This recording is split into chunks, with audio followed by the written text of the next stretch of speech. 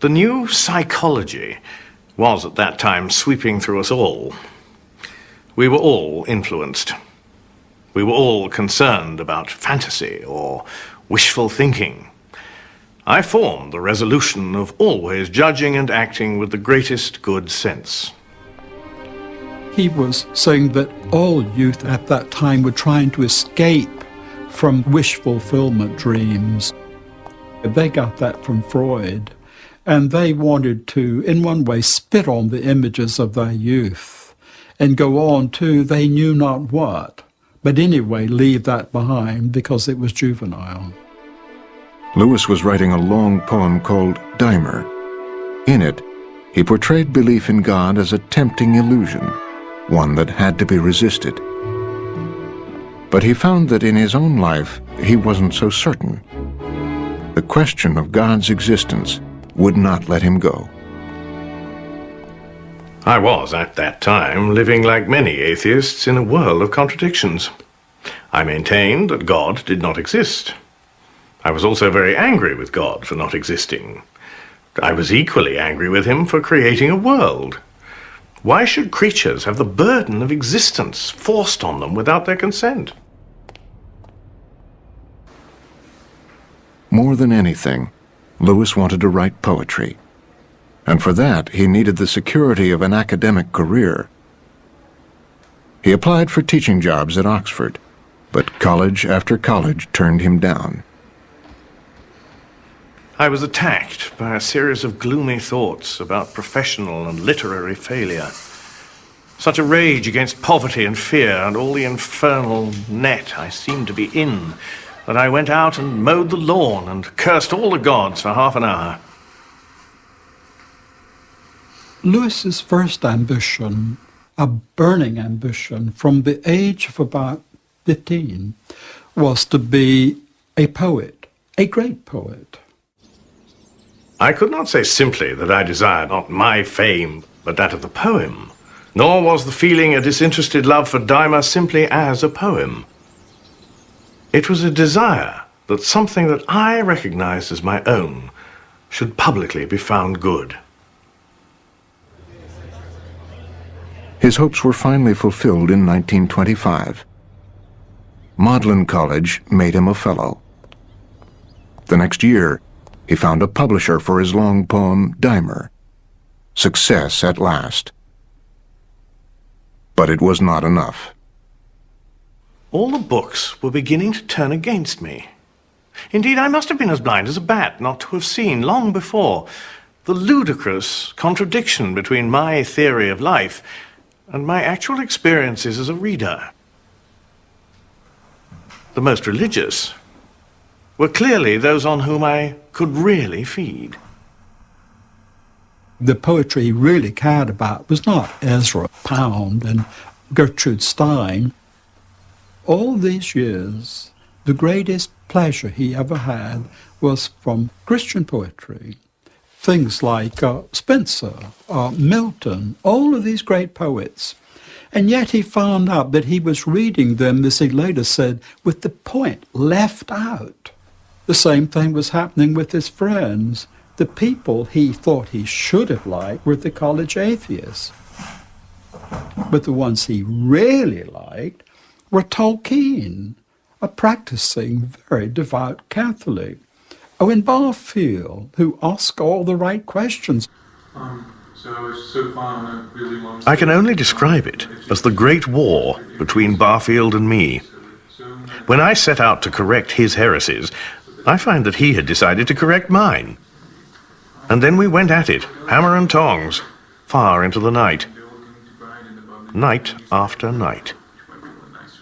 Barfield believed that the imagination plays a very important part in how we know. He rejected the model that science is the only way to truth, to acquiring truth. He felt that the imagination lay behind even the work of science. It gave meaning to propositions. And so he felt that Lewis was missing out in his whole approach to reality on what made knowledge possible. I was suddenly compelled to read the Hippolytus of Euripides.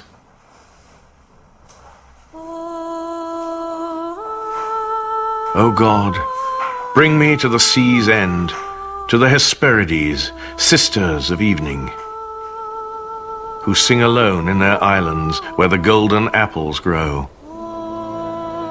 And the Lord of oceans guards the way from all who would sail into their night blue harbors.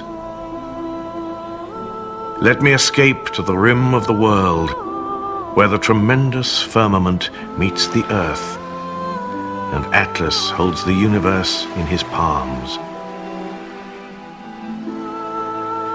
For there, in the palace of Zeus, wells of ambrosia pour through the chambers, while the sacred earth lavishes life, and time adds his years only to heaven's happiness. I was off once more into the land of longing, my heart at once broken and exalted as it had never been since the old days. I was overwhelmed. I called it joy. When Lewis talks about joy, he talks about something that he labels the central theme of his whole life. But what he means by joy is not the satisfaction of a desire, but a desire that is more desirable than any satisfaction. There was no doubt joy was a desire. But a desire is turned not to itself, but to an object. I had been wrong in supposing that I desired for joy itself. All the value lay in that of which joy was the desiring, the naked other, unknown, undefined, desired. I did not yet ask, who is desired? The very experience of joy that Lewis had was an arrow that led to the target of belief in God. Lewis argued innate, deep desires do not exist unless they correspond to something that can satisfy them. If there is hunger, there is food. If there is sexual desire, there is sex. If there is curiosity, there is knowledge. So if there is the desire for this thing that is beyond this world, there must be something beyond this world. Lewis was still resisting, but growing tired from the struggle. The fox had now been dislodged from the wood and was running in the open, bedraggled and weary, the hounds barely a field behind. The odd thing was that before God closed in on me, I was in fact offered what now appears to be a moment of wholly free choice. I was going up Headington Hill on the top of a bus. Without words, and almost without images, a fact about myself was somehow presented to me. I became aware that I was holding something at bay. I felt myself being given a free choice. I could open the door or keep it shut. I chose to open. I felt as if I were a man of snow at long last beginning to melt. Drip, drip. And presently, trickle, trickle.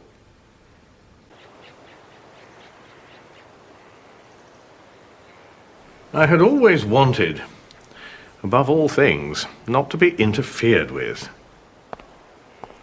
I had wanted, mad wish, to call my soul my own. I had been far more anxious to avoid suffering than to achieve delight.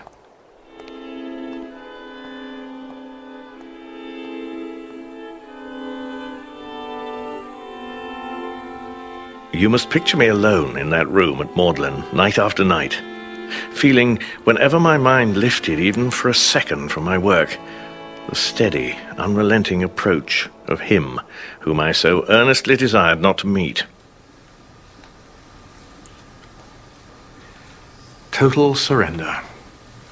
The absolute leap in the dark were demanded.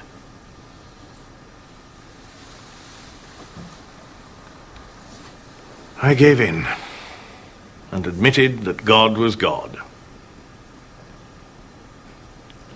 Perhaps that night, the most dejected and reluctant convert in all England.